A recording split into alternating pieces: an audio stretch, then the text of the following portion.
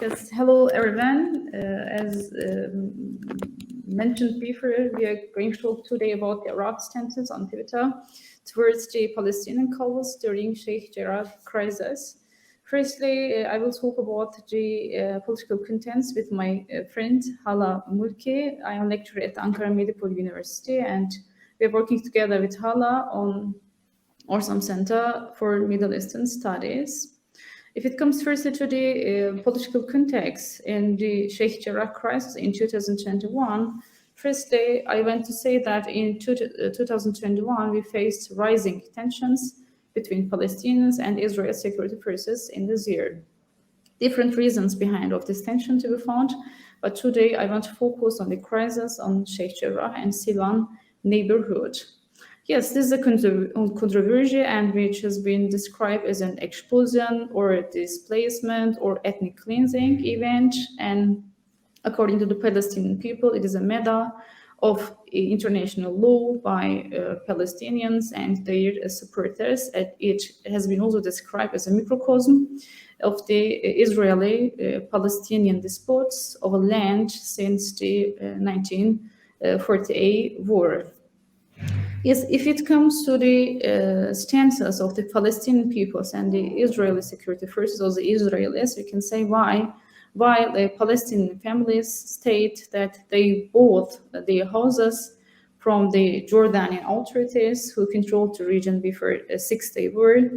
We saw that it has also argued by the Israelis that these houses were occupied by the Palestinian people, unfortunately, after the 1948 war. As I mentioned before, in 2021, we faced rising tensions between Palestinians and Israeli security forces in these neighborhoods.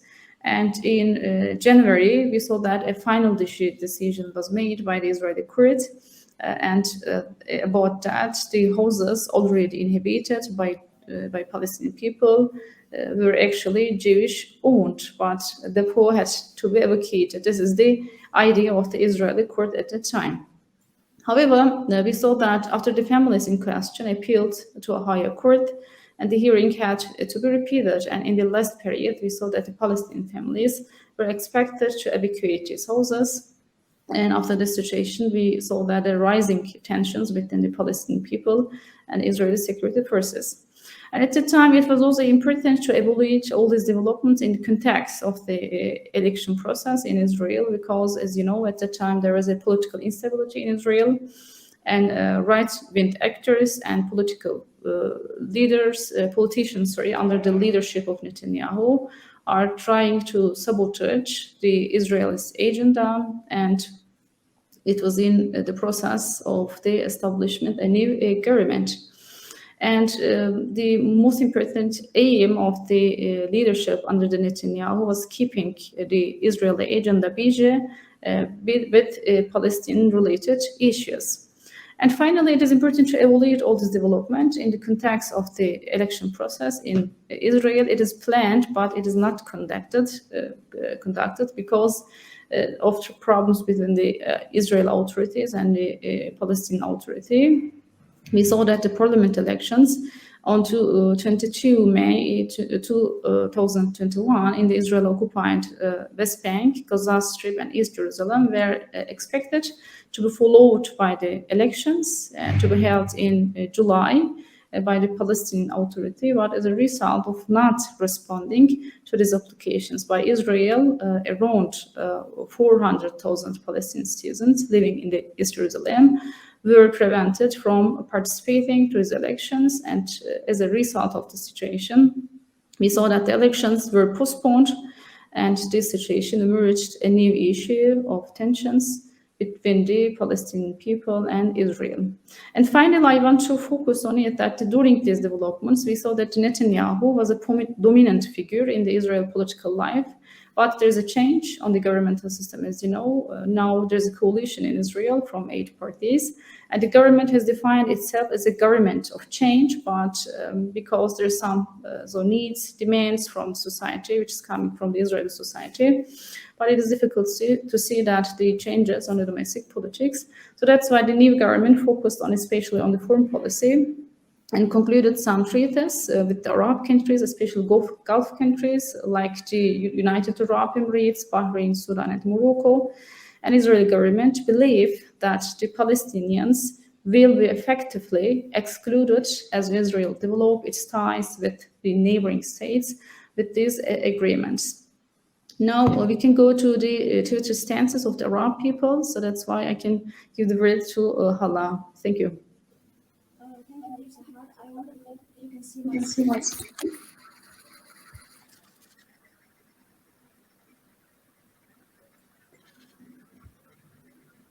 I wonder if you can see my screen. I'm sharing my screen. Can you see my screen, please? No.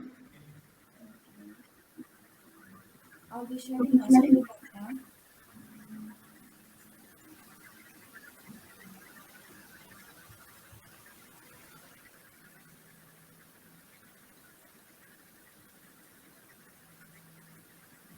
Is it okay right now?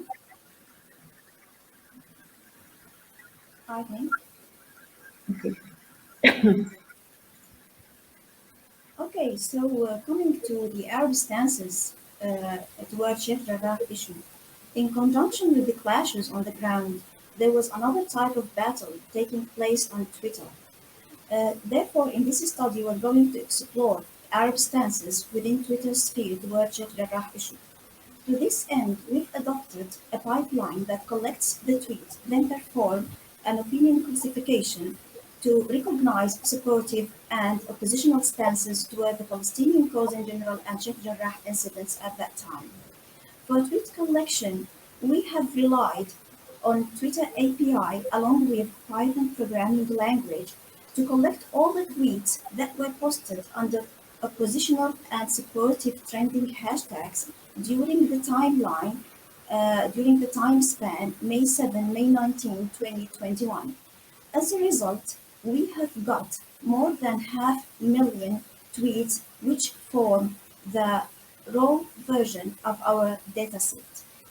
In order to prepare this dataset for opinion classification, we subjected the tweets for a cleaning process, such that we filtered the objective tweets and retained the subjective ones that contain the opinion.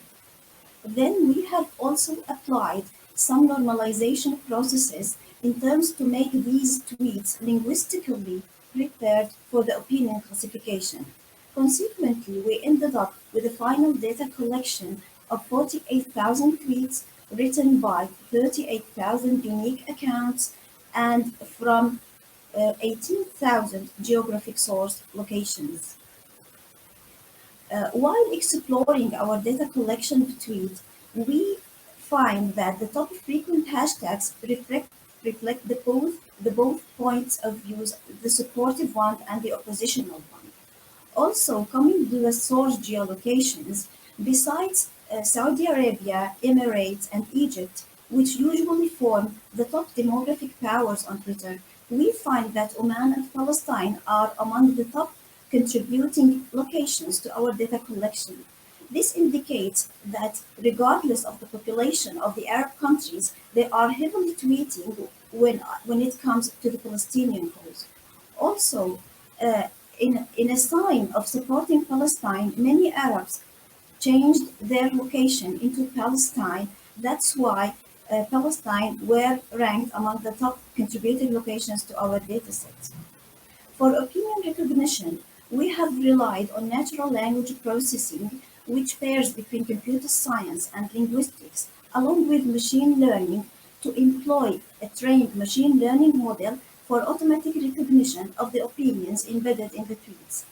And thus, we can conclude that we found that 85% of the tweets showed supportive stance for Palestinians, while 15% showed an oppositional stance toward the Palestinian cause and the fair demands of people in Sheikh Jarrah.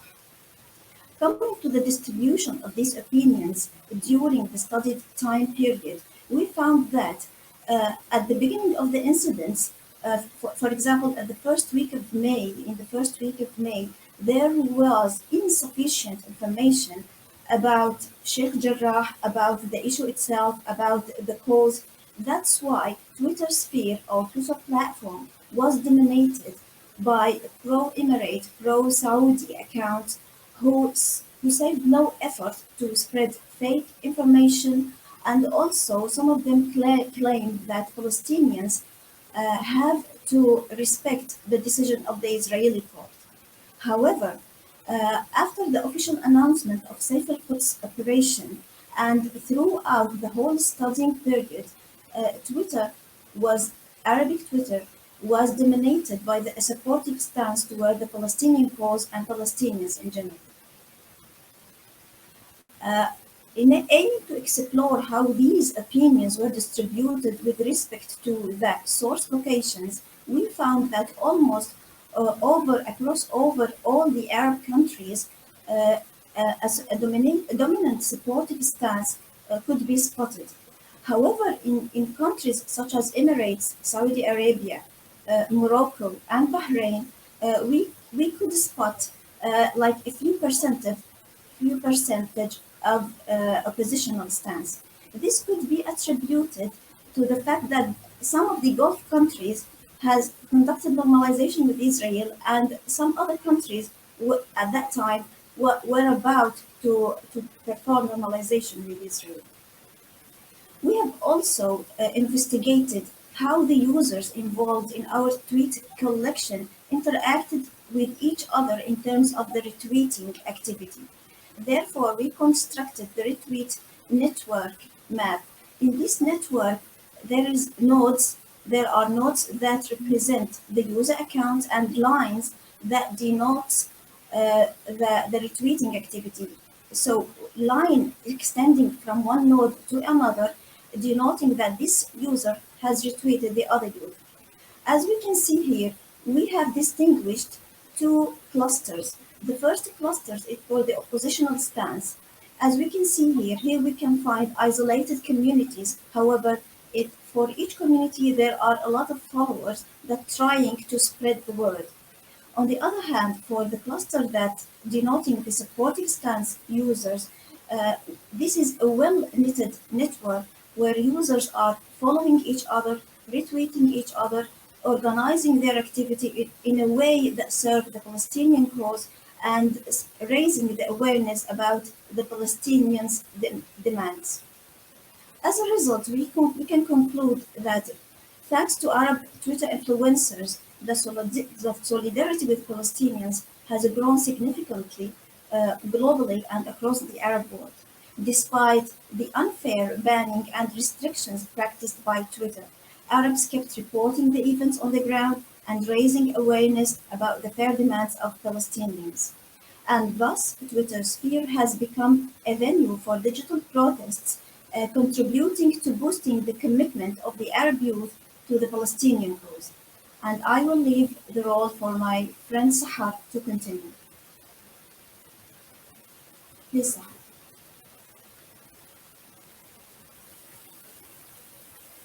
Sorry, I am now mute.